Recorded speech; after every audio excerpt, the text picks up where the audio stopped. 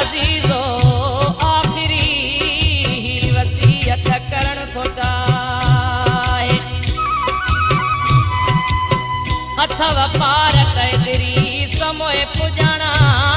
मुंजल बचन जी जिया यतीमीअ जो एहसास न इन्हनि खे दुखाए मुंहिंजे मासूम बचड़न जी है मुंहिंजे मासूम बचड़न जी सार लहजो पिया मूंखां पोइ है सार लहजो पिया मूंखां पोइ मुंहिंजे बेसमझ नंढड़न जी है मुंहिंजे बेसमझ नंढड़न जी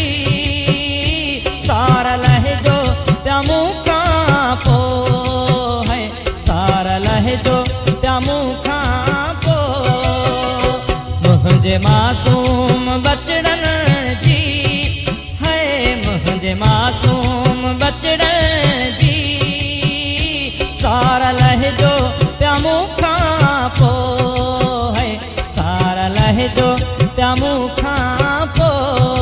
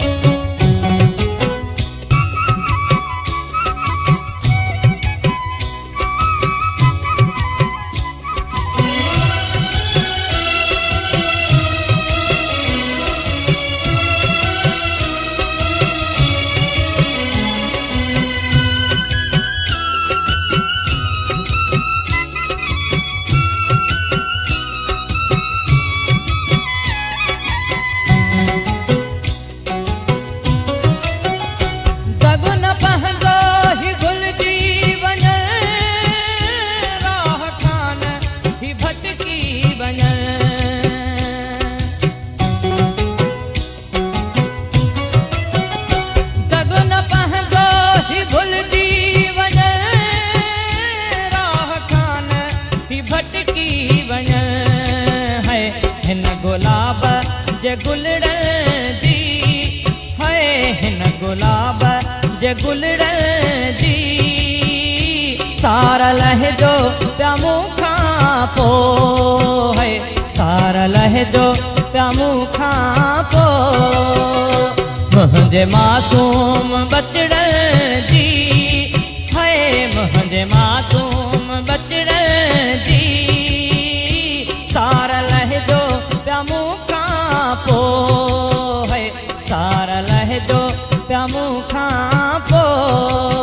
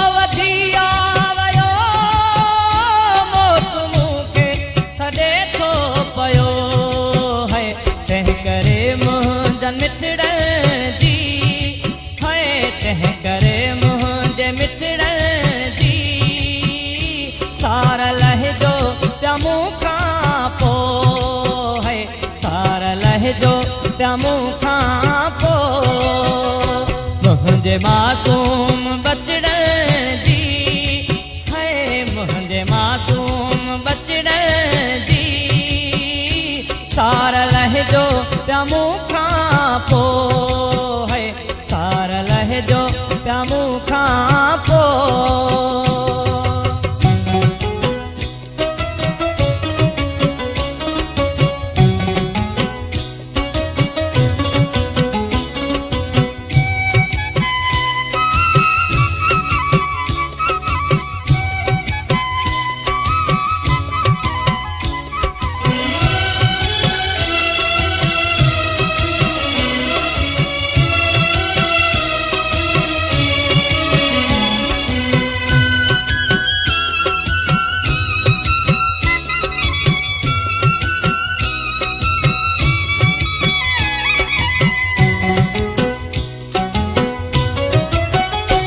वधी महमूद दे सब अचो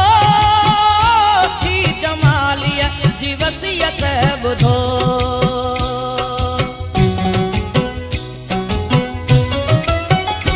वधी महमूद दे सब अचो